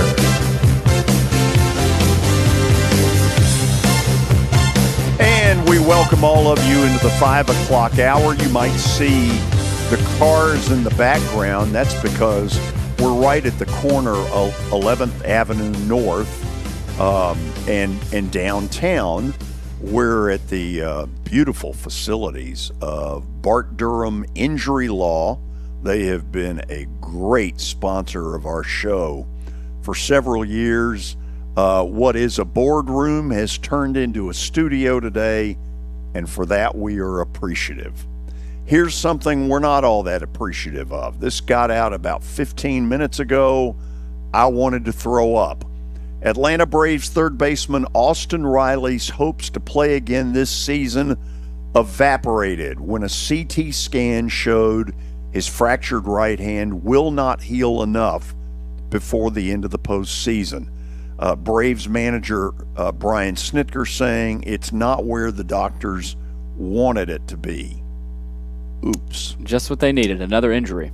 Yeah, so that is sort of a side note to what is their biggest game of the year and clearly their biggest series of the year. Braves Mets starting in a little more than an hour down in Atlanta. I keep looking to see if MLB has figured out that there may be a hurricane in the Gulf and maybe say to the Braves and the Mets, you got to play a day-night doubleheader tomorrow, because Thursday's forecast not only looks pretty juicy up here, but looks downright awful in Atlanta. Yeah. And you never know, but that game might be vitally important to who gets in and who doesn't get in. The wild card race suddenly has a third suspect. It's the Arizona Diamondbacks, who, with their loss last night at home to San Fran, only a game and a half ahead of Atlanta. And tonight, Diamondbacks have to face Logan Webb and the Giants. Go Logan Webb. Yeah, Earth to MLB. I don't know. I mean, I guess they got something encouraging in terms of the weather. So maybe my they're sticking guess with is that they're saying, look, we never know enough on these things to know. Yeah. Surely to goodness they've put both of them on standby to say, hey, here's what could happen. So be ready. Yeah, and, it's in Atlanta. It's not, if this was in Florida, right? If they were playing the Rays, obviously you'd be a lot more concerned. But well, if you look at the Weather Channel, and God knows I have for the last couple of days, it sure looks like it's coming this time. This does not feel like a false alarm. However, we get to the business at hand. If the season ended at this moment in college football, this is how I think the projections will go. And let me say this. I made some changes about 20 minutes ago that had Billy's eyes rolling. I don't think you can argue a lot about the top four. Not right now. No. Texas sure looks like the best team in college football. Ohio State would be your two. You can argue Miami or Clemson right now. Georgia Tech's been eliminated from that conversation, and I don't think anybody is all that seriously buying Louisville. It's probably down to Clemson and Miami in the ACC. Utah, by virtue of their win at Oklahoma State Saturday, would get the 4 spot. Now to the weekend of December 21st, and the teams with the better seeds get a home field. Here's a change. Boise State is now the 12. Throw Memphis out of there. Memphis's performance against Navy sort of says they don't belong in this. Now, whether Boise State does or not, to me at the moment, they're at the top of the class. They're at the head of the class. So right now, you would have them playing Georgia. Now, Billy, take this to the bank. It hit me earlier. An epiphany. You ready? Ready. Whoever is in the 12 hole, in other words, the group of 5 team, that will be the Saturday at noon game. Yes. Because it's going to be a blowout, most likely. Most likely, and the least watched of those games. As you get later in the afternoon and then into prime time, that's where the big ones will go. Whoever is the group of 5 will end up playing the noon game. Book it. Yeah. No matter who it is, either. Now, some things will change because Georgia and Alabama are going to play each other. And if either one of those teams loses by double digits, they're going to fall some. They're going to fall a little bit. Not to the point where they, are suddenly out or anywhere close to out. But the loser of the game's probably going to fall a little bit. So I've made a change. I've decided that Missouri, which a week ago I think I had at number 9, they don't deserve that. No. Vanderbilt pushed them around and truthfully should have been able to take it to a triple overtime. That doesn't feel like a college football playoff team. Now, you could say, well, at this point a year ago, Missouri didn't feel like one either. Mm-hmm. But later in the season, after they ripped into Tennessee and Columbia and then beat Ohio State in the Cotton Bowl, then they did. But so far, they're a hard read. Yeah, they just look pedestrian. Against Boston College, they looked mediocre. Brady Cook looks a little bit off. They've got an offense that can be elite. Yeah.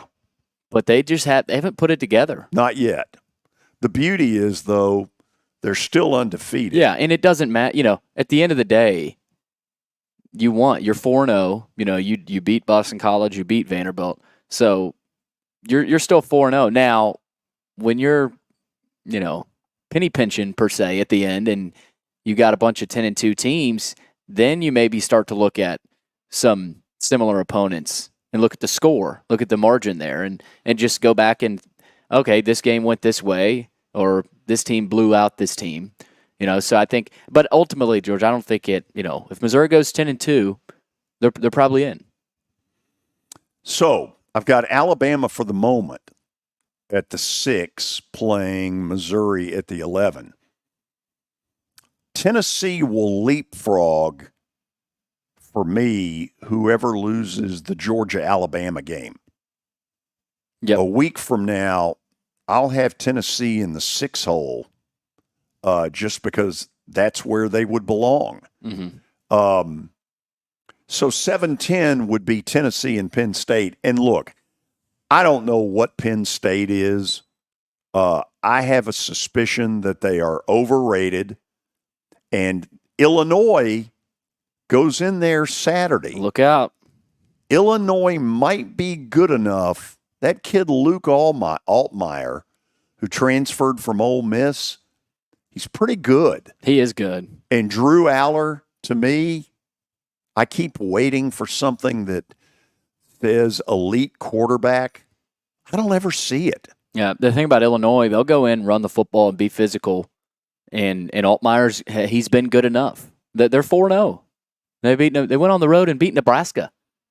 I mean, who would have thought that? That would have happened. I didn't think so. So look out for Illinois. And if Penn State loses that, you start to really think about them being on the verge of not making it because of they've still got some tougher Big Ten opponents left. So in this equation, the 8-9 for the moment is Ole Miss, Oregon, which would have an over-under in Vegas of about 85. I mean, you talk about up and down and up and down. Mm-hmm. If that matchup ever does happen, that will be one of the prime time, either Friday night or Saturday night of the playoff. Yeah, in Tennessee, Penn State, in this example, that would absolutely be a primetime game. But, you start to look at these teams. I don't think Penn State's going to get there. I don't think Penn State gets there. And Oregon, if they don't, they looked better. They dominated Oregon State, but Oregon State's not very good. But I wonder, out of Oregon or Penn State, do we see both of them in? Do we see one of those two in?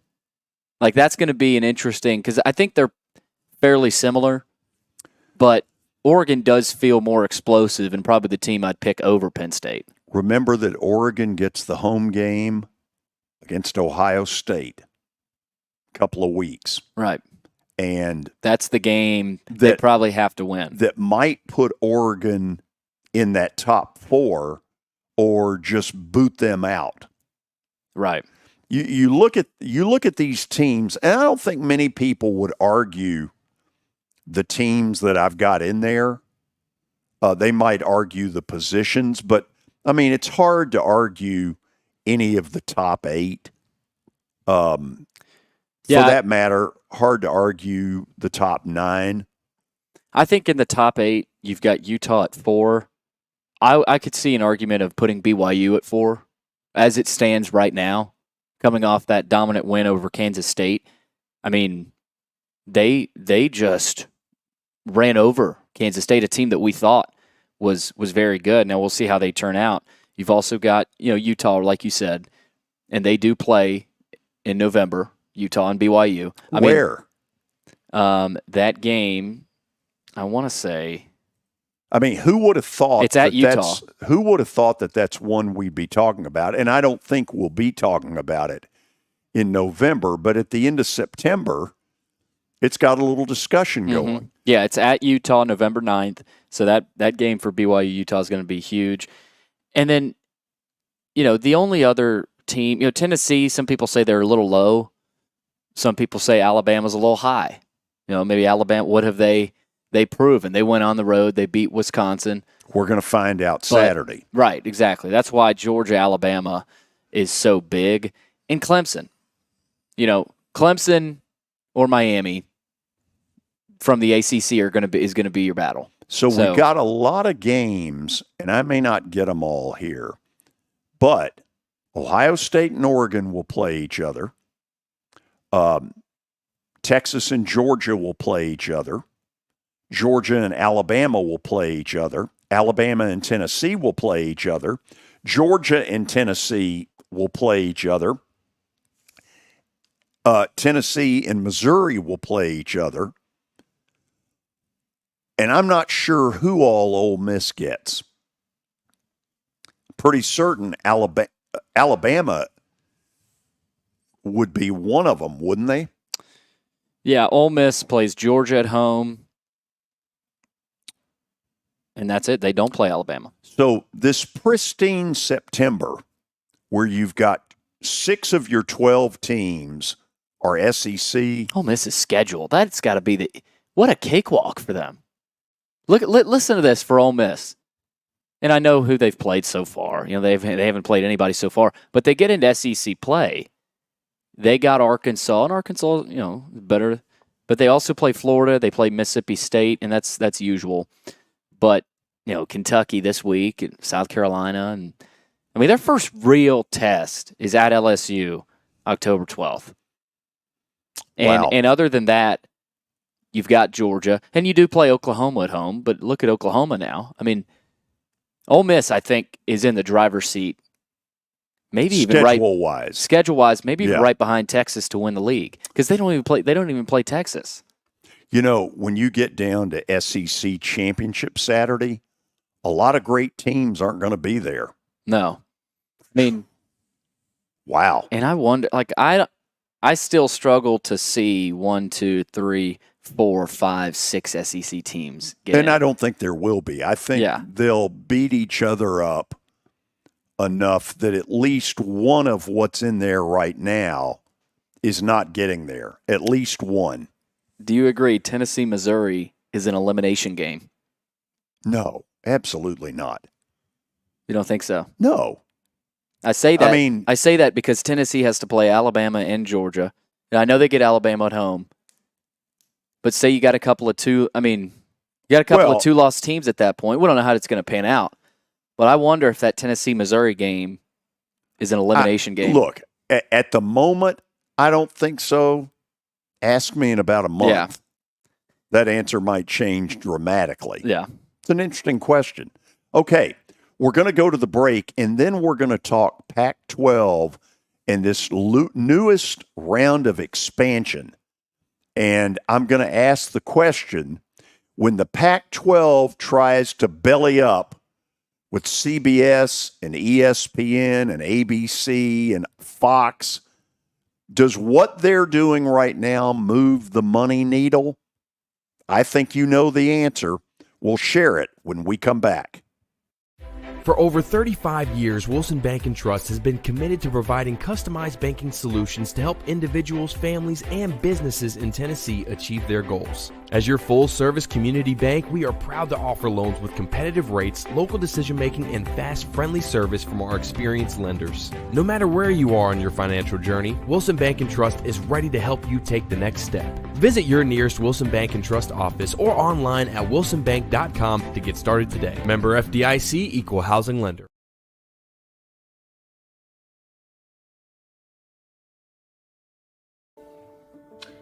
It was the most horrible experience that any mother could ever go through. I knew that I needed to get help.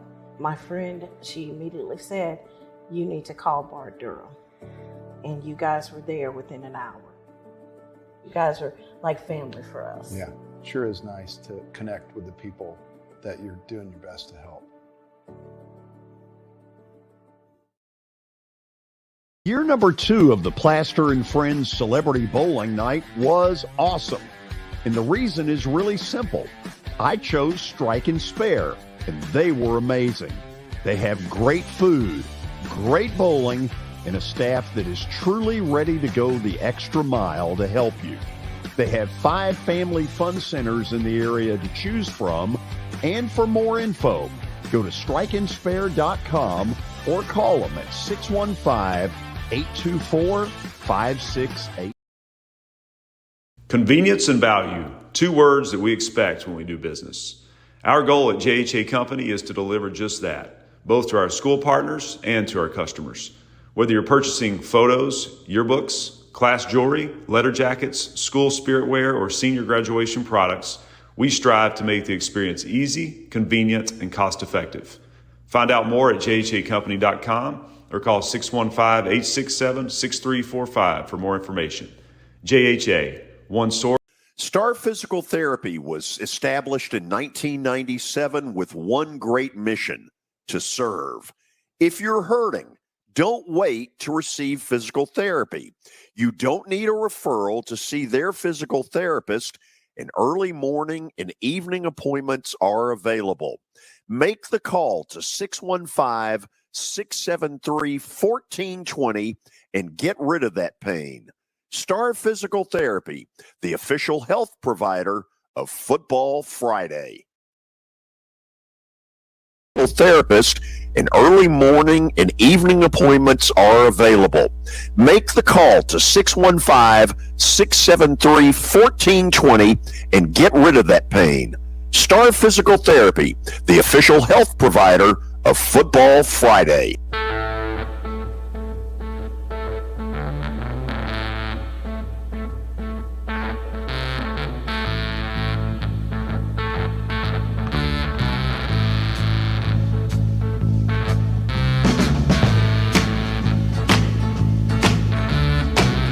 We are back from the palatial digs of Bart Durham Injury Law, which is located on 11th Avenue North. They've been in here about a year, and it is really nice. Yeah. And we're very appreciative of the hospitality. George? Yes. We've got a note here. Mm-hmm. Coach Kirby Smart, in his press conference today, he admitted that he is concerned about getting to Tuscaloosa at a convenient time with the approaching tropical storms. He said the SEC is keeping an eye on the situation, although it appears storms will be headed east of Alabama. So, even Georgia and Alabama could be affected by this tropical storm. Oh, I think I'll say this. I think you're going to see a bunch of games this weekend in the slop. Right. You know, with the kind of rain they're talking about. Mm-hmm. You know, I could be dead wrong about this. I'm just trying to do the math of Tuscaloosa to Athens. 2 hours by bus? I would assume that's a bus trip and not a flight. Let's see. About 4 hours. 4-hour drive, Tuscaloosa to Athens. Really? Yep. Wow. Okay. Yeah.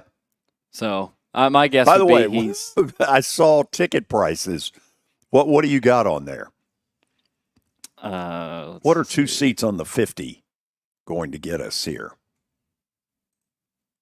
That wasn't. That wasn't it. Okay. No. We'll get back to that later. Little late show prep on that one.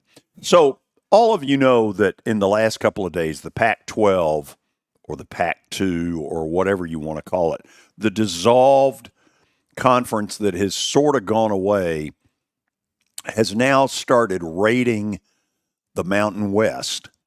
And what they've got right now are 7 schools. Go ahead and put that back up there, Billy. The 7 include the 2 that got left behind, Washington State, Oregon State. I'm sure that made them feel good. Now they've added Boise, who looks like the leader in the clubhouse right now to be in the 12 hole, in the group of 5 kind of deal for this year. Fresno State, San Diego State, Colorado State, Utah State, and then there's a UNLV that apparently can't figure out what it is they want to do. Initially, they gave Mountain West sort of a we're staying, and apparently they're waffling on it. So for the Pac-12, let's say that those are the 8. To me, that's a better basketball league than it is a football league. And the problem is the money all comes from football. Right. And I just don't think whoever ends up being, and I know it's a woman, and I don't know her name, that's the commissioner of the Pac-12, I just don't think that has any of the networks saying, let's belly up to the bar. How many zeros are we going to put in this check? I don't see it. Yeah, Teresa Gould is the Pac-12 commissioner. So, yeah, and you look at the teams at the top. Washington State and Oregon State aren't bad, but I mean Oregon State this year hasn't been very good, particularly. No, they've been bottom feeders for the most part in the Pac-12. Yeah, but they've had some really good years. I mean, Jonathan Smith had that team rolling there in the last 3 or 4 years. But that's the top of your league.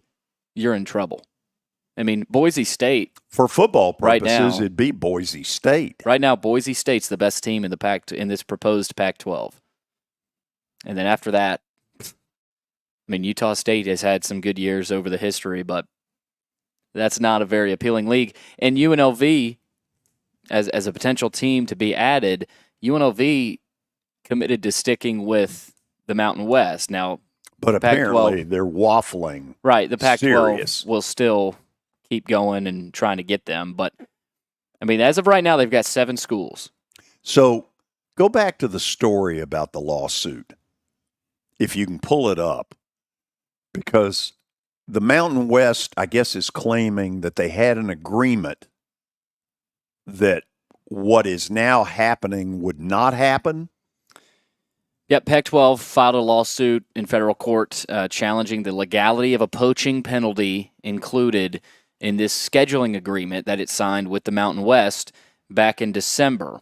As part of the agreement, the Mountain West included language that requires the Pac-12 to pay a fee of $10 million if a school left the Mountain West for the Pac-12 with escalators of $500,000 for each additional school. When Boise State, Colorado State, Fresno State, and San Diego State announced in September they were leaving the Mountain West for the Pac-12, there was an expectation the Pac-12 would be required to pay $43 million in fees. That number jumped to $55 million yesterday after Utah State also accepted an offer to leave for the Pac-12. So, I mean, the Pac-12 is sitting here saying the Mountain West is taking advantage of the Pac-12. That, you know, the Pac-12 is in such dire circumstances right now that the Mountain West is almost becoming a better conference with these teams not accepting these invites to the Pac-12. And I did see earlier today the Mountain West commissioner came out and denied any of that because that was what was out there. So when I look at that, it just doesn't give me just a ton of excitement. I don't just sit there and go, ooh, the new Pac-12, man, it's awesome. Now, I will say I think it'll be a really good basketball league. San Diego State got to the NCAA final a couple of years ago. Utah State's been really good. Colorado State's been really good. Boise State's been an NCAA tournament team. But for football purposes, which is where the real money comes from, I don't see it. Yeah.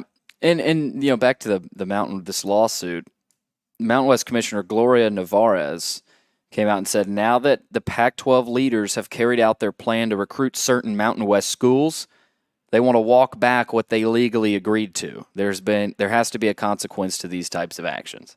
So, but the sentiment out there is that the Pac-12, that this is totally wrong what they're doing, that it's hypocritical, that it's weak.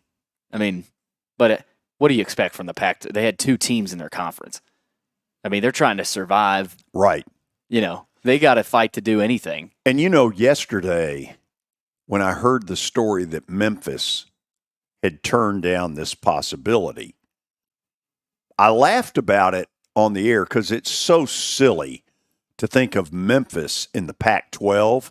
Mm-hmm. But then I was like, wait a minute. Stanford's in the ACC. Cal's in the ACC. Why is that any more laughable? No, I mean, at this point, it's not. Geography's out the window outside of the SEC. And I guess, the ACC. SEC is the only conference, and they take pride in that being the geographical center of the conferences. universe. Right.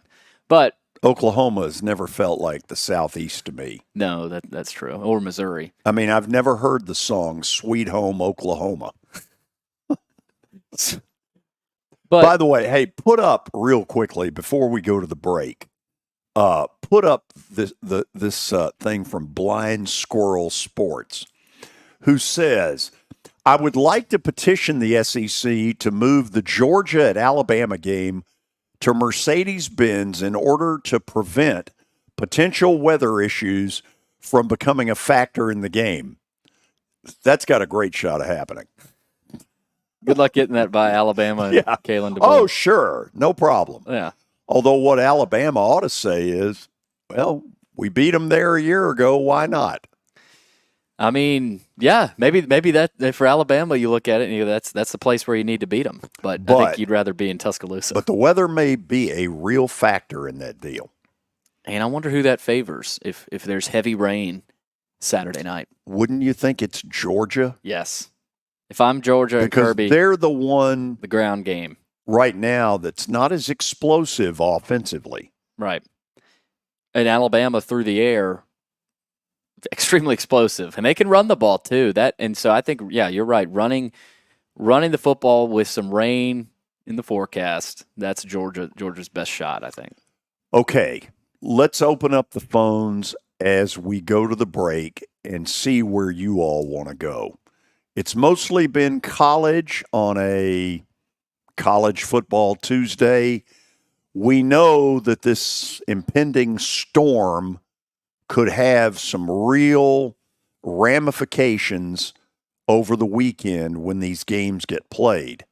And I'm trying to think, I know where Georgia, Alabama is. Vandy and Tennessee are both off. Who else is in the SEC? By the way, that Virginia Tech Miami game Friday night? That'll be affected. That one might not get played. Yeah, there's a shot that does not get played. So in the SEC, you've got Kentucky at Ole Miss, Oklahoma at Auburn. That one could have some real effect. Arkansas A&M feels like it's a little too far away, as does Mississippi State and Texas. Mississippi State could only hope for something like that to happen.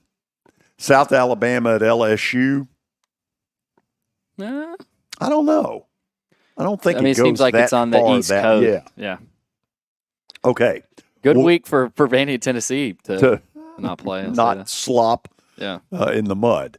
Okay, we're going to open up the phones after the break, and you all take it wherever you want to take it, as long as it's sports. I am looking for 3 red-blooded Americans. Haven't used that one in a while. 3, uno, dos, tres. 3 red-blooded Americans. 615-844-5600. Again, 615-844-5600. Fill up the phone lines. We're back with your calls right after this.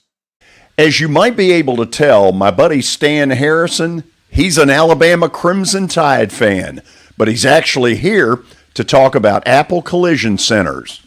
Hello, Middle Tennessee. I'm Stan Harrison, CEO of Apple Collision Centers, and we understand the stress it causes in having an automobile accident. We can help you ease the stress of the auto body repair process at our 3 locations. We're conveniently located in Old Hickory, Hendersonville, and Gallatin.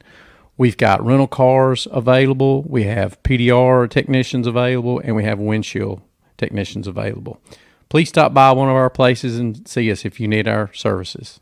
And by the way, when you come in his office, this just in, he's a sports fan. You were in a crash. Yeah. Your kids were in the car with you. We're very lucky to even be telling this story to you. Nikki treated us like family, and she was very caring and loving, and I'm just so grateful for that. She was somebody I could trust, and being a veteran, that's so important to me. My kids are going to have a better life now because I don't have to worry about those expenses that we were out. Your family has really created a legacy of trust, and I would recommend you to anyone. Nashville Sounds Baseball is back in Hit City for the 2024 season. Spend your nights and weekends at the ballpark with weekly giveaways, fireworks shows, throwback deals, live music, and more. Top talent will take the field at First Horizon Park against the AAA Minnesota Twins, Baltimore Orioles, Atlanta Braves, St. Louis Cardinals, Cincinnati Reds, and more. Tickets start at just $10 and are available now at NashvilleSounds.com. We will see you in Hit City.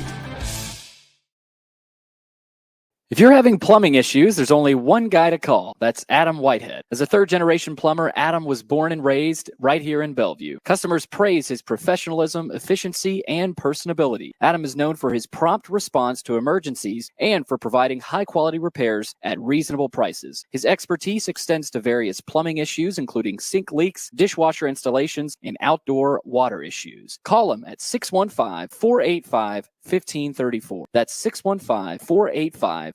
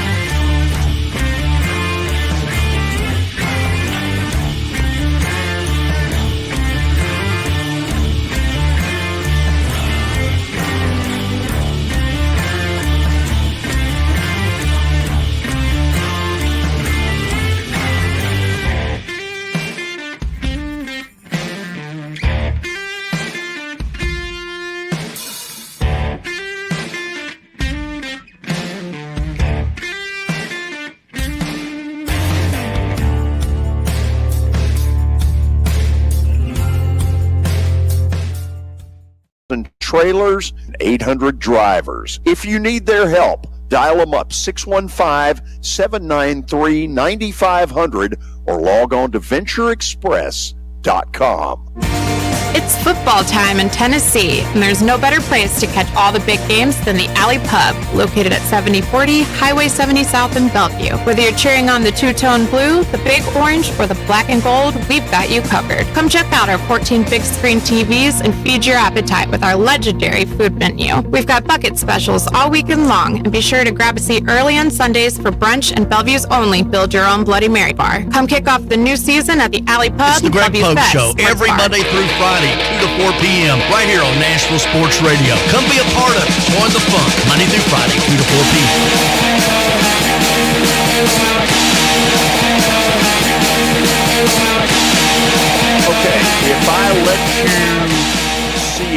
outside, those of you who are watching the podcast, you'll see sunshine. But then if you look over to the south, wow. Down toward Franklin and on toward Murfreesboro, some nasty stuff. At the moment, the radar down toward Hotlanta, GA looks pretty good for tonight for a game that I am vitally interested in between the Braves and the Mets. By the way, I've got one line open, and it is 615-844-5600. Frank in Smyrna, welcome. George, thanks. Billy, good to talk to you as well. Okay, so I think the people running Major League Baseball, and I'm going to tread lightly here, what in the world are they doing? Have they not seen the weather forecast in Atlanta? I'm headed down there to that series tomorrow again to see Wednesday and Thursday's games. There is no way, based on that forecast, that they are playing Thursday in Atlanta. No way. The outer rain bands are supposed to be there mid-afternoon, tropical storm conditions Thursday night, and by Friday afternoon it's supposed to be all gone. That's the latest out of Atlanta. I have a friend that's at the game right now using my tickets and said that's what everybody seems to be talking about. There's no word on Thursday's game. Why? It's obvious they're not going to be able to play. Okay, here's the only place that I'm going to give them any real slack, because I'm not all that impressed with how MLB operates either. I'm going to assume that they have told both the Braves and the Mets, look, we're going to wait until at some point late Tuesday night, probably while this game is going on, to make some sort of declaration.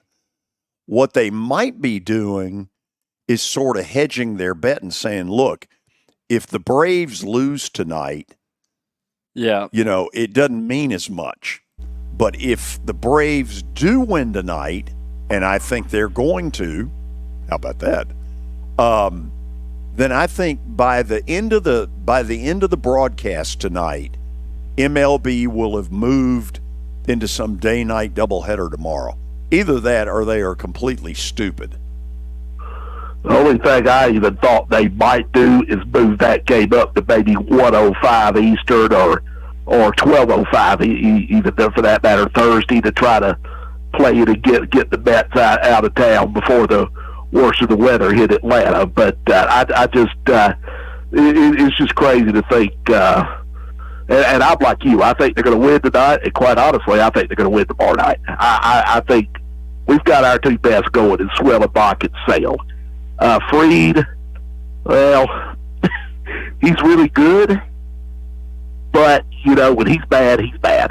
And Freed just makes me nervous right now. I'm not saying we can't win Thursday, or whenever that game's played, but first things first, let's get a win tonight.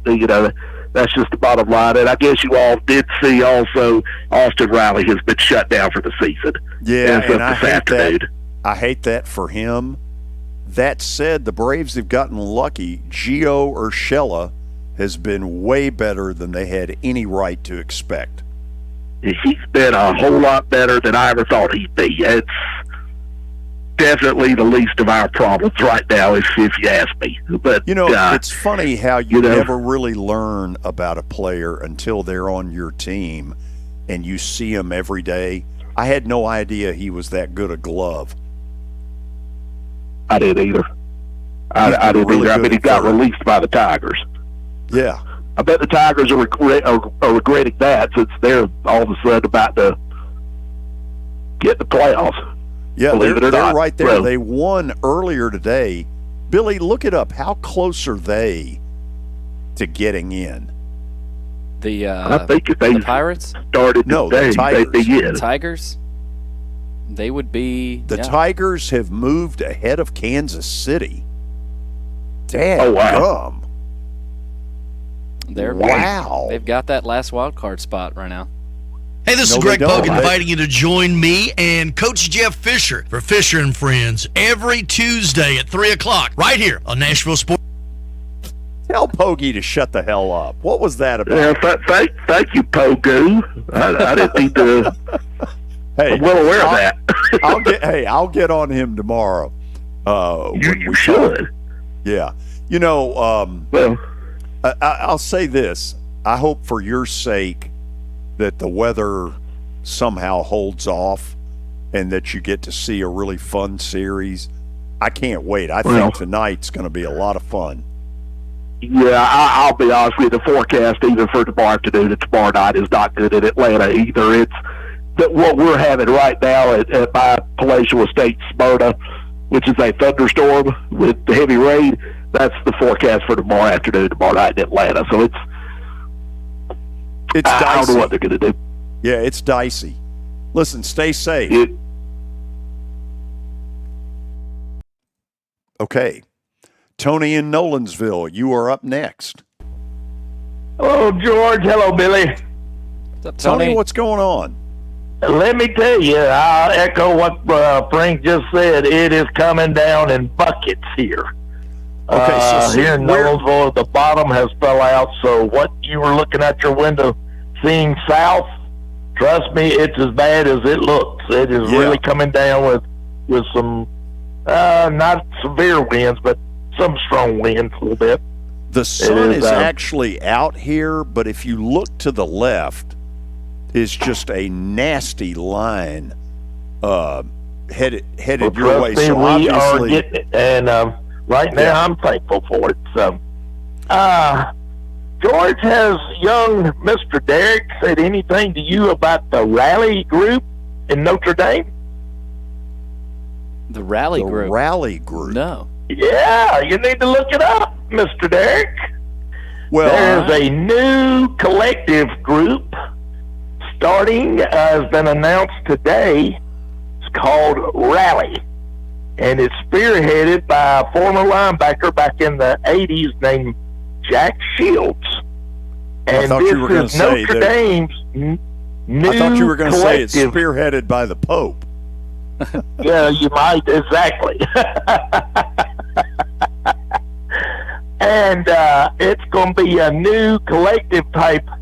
In essence, it's an agency, and it's where the fans can participate in it, as well as being connected in close ties with the players themselves with the NIL.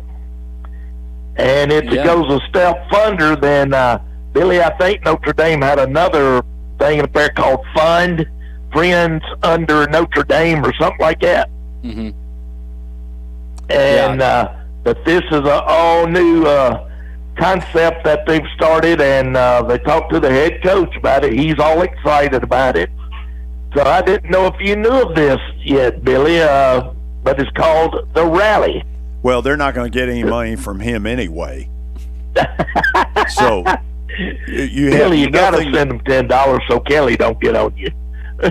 Yeah, seriously. Hey, so they have a board of directors, this thing called Rally, and Hannah Storm, I didn't know he was a Notre Dame grad. Yeah. Well, I suddenly think more highly of Notre Dame. I mean, this is you mentioned the agency, though. That does feel a little bit different than a lot of other terminology. In what way? Well, I mean, they're focused on the sales, marketing, business operations, unique experiences, they said. And every NIL collective feels a little bit different. Now, I don't know how different this one's going to be from, like you said, the fund, I think it was called, Tony. But, you know, if your football coach is excited as he was about this, and you've got a former Notre Dame linebacker, like you said, leading the charge, this feels very football-focused, football-centric. That's true. I think Hugh Freeze is going to start one down at Auburn with former players under his regime over the years. So I don't know how well that's going to go. You think Bo Wallace will be on that committee? I don't know if Bo will be contacted or not, but I'm sure there'll be a lot of input from some Auburn players and some other players talking about someone needs to own up and take accountability of their own mistakes too. So as I alluded to a friend of mine the other day, I said, so has Auburn froze over yet? You know, those saying hell's froze over. Well, has Auburn froze over? You know, I keep thinking. You know, go ahead. Well, you know, it's good to see him rebound and bounce back the way he has and been given the second chances at Liberty and now at Auburn. But when you start hearing some of these other inside stories that the outside noise and outside people never heard took place and how some of the players might have felt, that's kind of disturbing. But I hope he can right the ship in some ways. But if not, it goes right there with the Auburn goofs on their hiring. You know, Harsin in his first 17 games was 9-8, and here's Hugh Freeze is 8-9. Wow! So that's they've got a lot of looking around to find out what they're going to do. They've got to turn over a lot of stones to find something that's good down there. And you George, know, I'm going to let you go and let y'all talk about it, buddy. Be careful going home. Thank you. See ya. Good luck for your Braves. Yeah, we're going to need it. You know, I keep thinking about this through a little bit of a fluke because Jerry Kill ended up on Clark Lee's staff.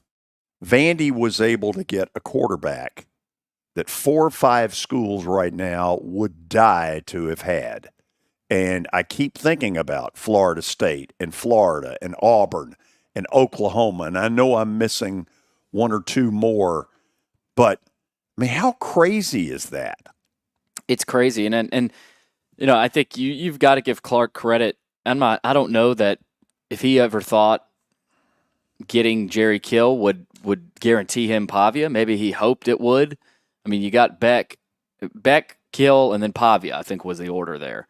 But, I mean, looking around, Vanderbilt is in pretty decent shape at the quarterback position and better than a lot of those SEC schools right now at the bottom. Auburn, Florida, you know, Graham Mertz, I think they could be rejuvenated by a guy like Pavia. And Kentucky with Vandegrift hasn't been great shakes. South Carolina now has Sellers hurt, and they're rolling with Ashford now. So, I mean, I take Pavia over a good bit of SEC quarterbacks right now. Here's the other thing. You could make the real claim that for the first time in several years that there is a team in the SEC that is worse than Vandy. Right. And it's Mississippi State, and any of you who have watched them know it. They're awful on defense. The fact that Auburn is close to that next little tier, and Florida, I mean, who would have ever seen under the category of what will the SEC be like? Well, Florida will suck, and Auburn will have no quarterback and get nothing done. I mean, this stuff just seems hard to believe, but that's where we are right now. That bottom half of the league is not great shakes. I mean, there's wins to be had down there at the bottom. This is a year to play Mississippi State. Yes, it is. We'll go to the break and then plaster bet of the day to no one's surprise when we come back.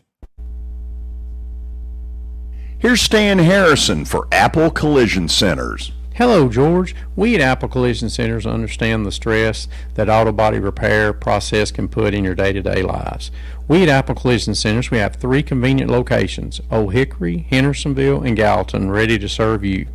You can stop by and get an estimate, or you can get one online at www.applecollisioncenters.com.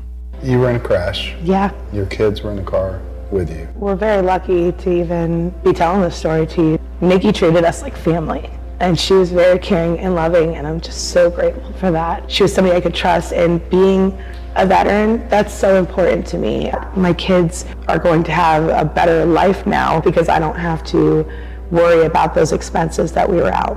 Your family has really created a legacy of trust, and I would recommend you to anyone.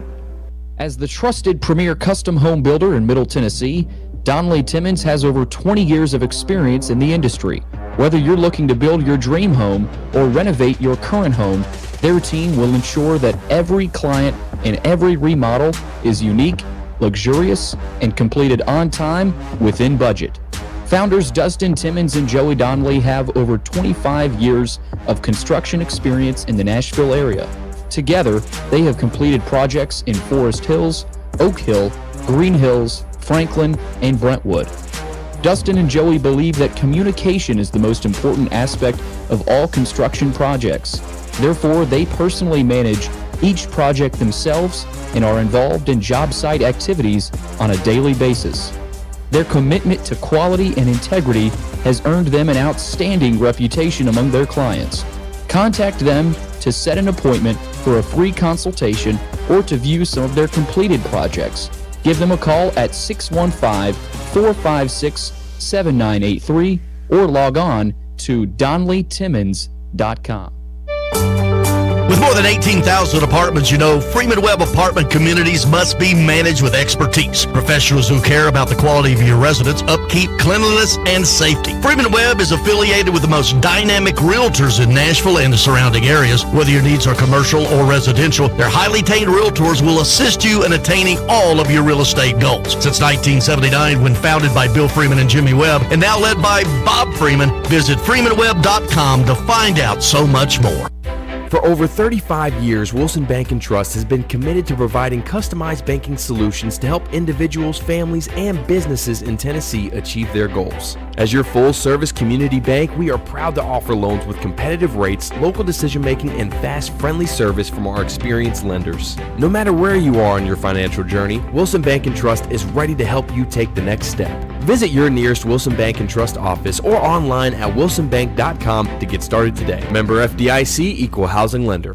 Venture Express has been helping people in this area for more than 40 years. They're headquartered in Murfreesboro with over 30 years of dedicated fleets involving production, manufacturing, and corrugated experiences. They're an asset-based company with over 700 tractors, 4,000 trailers, and 800 drivers. If you need their help, dial them up 615-793-9500 or log on to ventureexpress.com.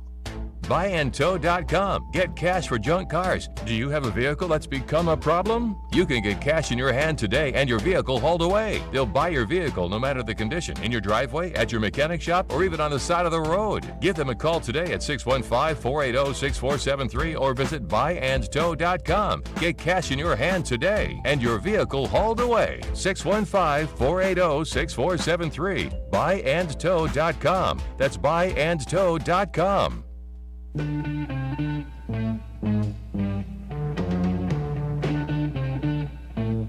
Final segment on a Tuesday. Braves baseball coming up right on this station. Got the Mets in town. Spencer Schwellenbach on the mound for Atlanta. All right, let's get to bet of the day, brought to you by Bart Durham Injury Law, where we are located right now at their beautiful offices here on 11th Avenue in Nashville. All right, George, let's check out what happened last night. Not good. The Bills pick one, but the Bengals alternate line of -1.5 did not hit. The two-team teaser bombed because Cincinnati's playing no defense. I don't know where that's going, but last night their defense was awful. Jaden Daniels, carved who them up, looked terrific, absolutely ripped them a new one. He ran it all over. There were some big third downs, 3rd and 3, 3rd and 4 that he converted that were big last night. There virtually wasn't a play that he needed to make that he didn't. Yeah, and on that game last night, that was the first game in NFL history since 1940 with no turnovers and no punts. Wow. I didn't know that. It's a crazy stat. So I'm going Braves tonight, and you have every right to say, well, your selection is basically your heart over your brain. I get it. However, Spencer Schwellenbach, who I had never heard of in May, has won me over. I think he'll pitch fine tonight. The question will be, do they get enough offense? Come on, That's Spencer. been the problem. He'll pitch fine. I don't have any doubt about that. They need some offense. A 3-run homer early would help. Either I'll be in a great mood tomorrow or really complaining. But either way, will be here. Mike Organ tomorrow and Vanderbilt football coach Clark Lee. See you then.